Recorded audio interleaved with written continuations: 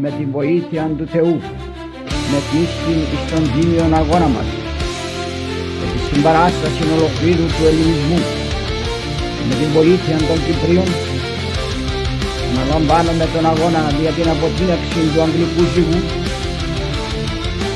Ρίβα θρέμα της Κύπρου, εθνικών αγώνων μαχητή, ήρωα εθνάρχη της νήσου, της ένδοξης πατρίδος διγενή.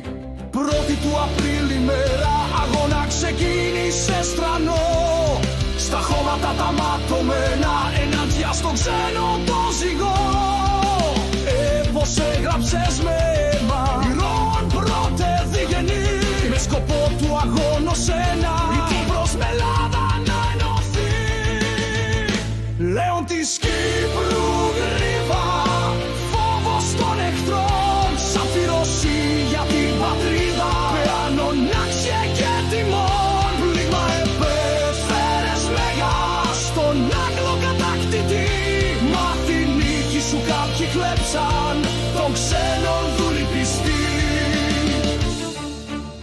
Με σύνθημα εκείνο το οποίο μας κατέλειπαν οι προγονείς μας ως ιεράν παρακαταθήκη ήταν η επιτάφη.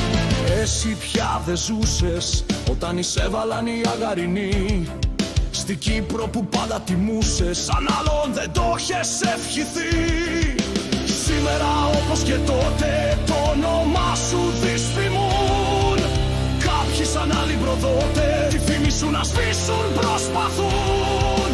Όμως η ιστορία δεν αλλάζει, μον διηγώντας του τα στενάζει.